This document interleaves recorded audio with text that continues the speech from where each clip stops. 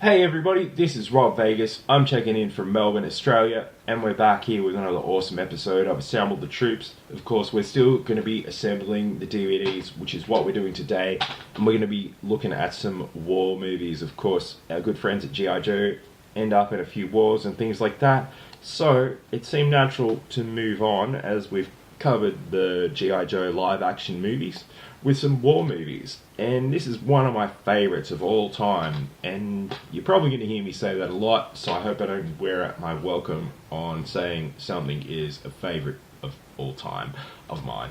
So we're going to look at Stalag 17.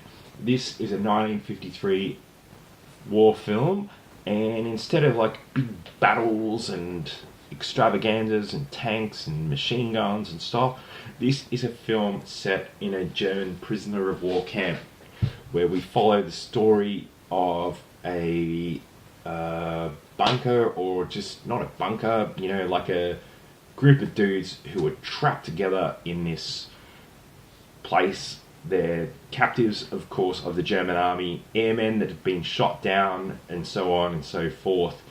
And yeah, they cause a lot of trouble.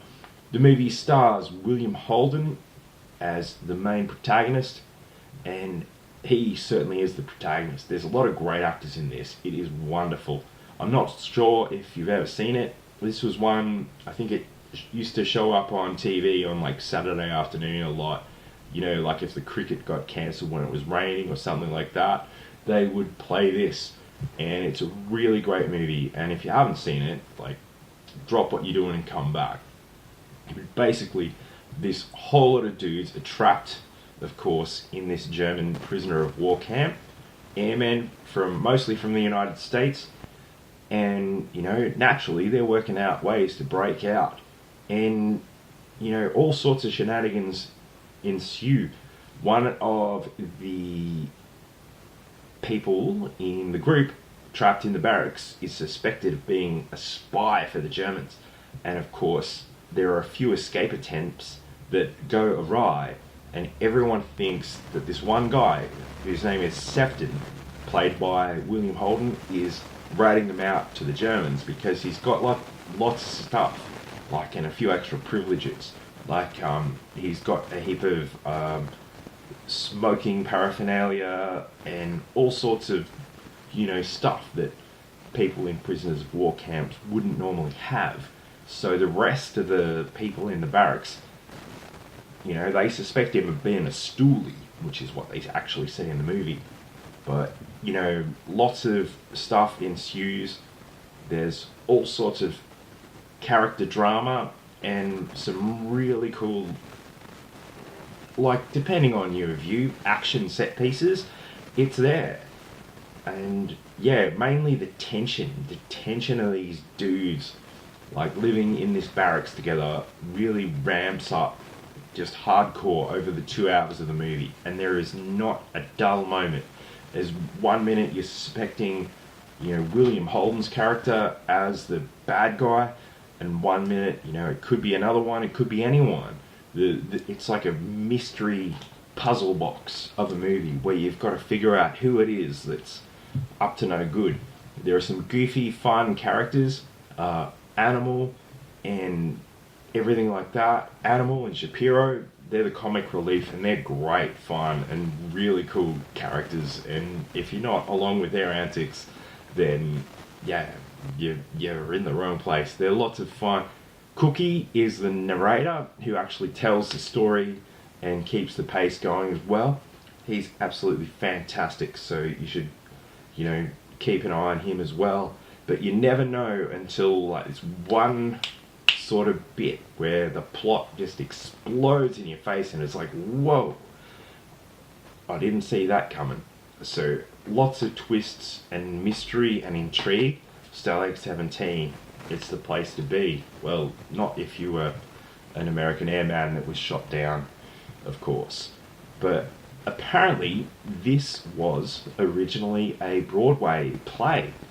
And it makes sense because it's so confined and set in the one scene or the one stage, as it were.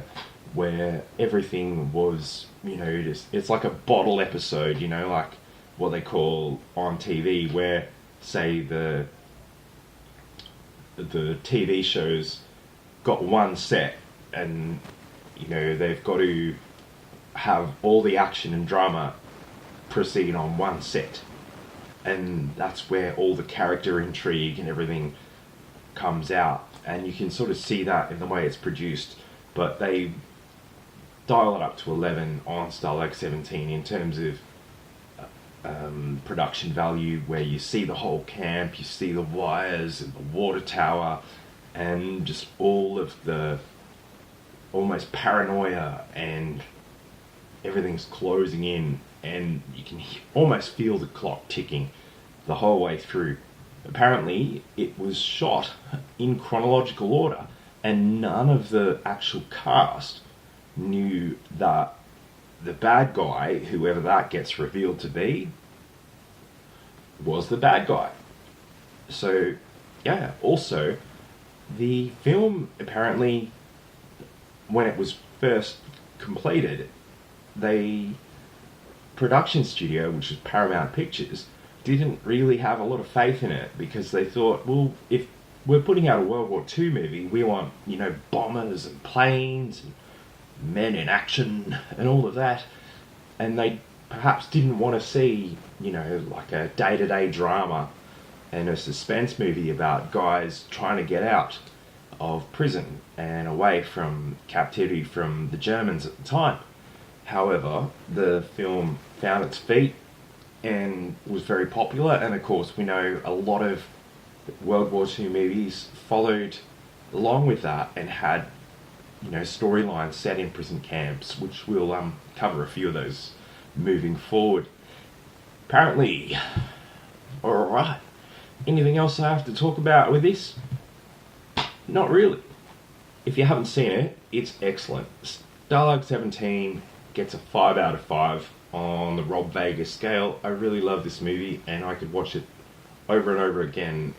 And yeah, great film, lots of tension, lots of action, and like not action like stuff blowing up, but lots of characters, and each character has their moment to shine, and there's a lot of suspense. And if you like a good thriller and a mystery movie against an unusual kind of backscape, and yeah, the World War II setting, black and white photography is beautiful. I miss black and white films. I really do enjoy them. But if you haven't seen Stalag 17, yeah, it's a 5 out of 5 on the Rob Vegas scale. And yeah, grab a DVD. It shouldn't be too much, or probably streaming somewhere. I really like it. I dig it. It's lots of fun. As I said, great mystery and suspense, fun, goofy characters, amazing character development, and the screenplay on this, you could sharpen a knife on it. It is razor sharp. It is brilliant. So if you haven't seen it, do yourself a favour and get yourself some Stalag 17, and yeah,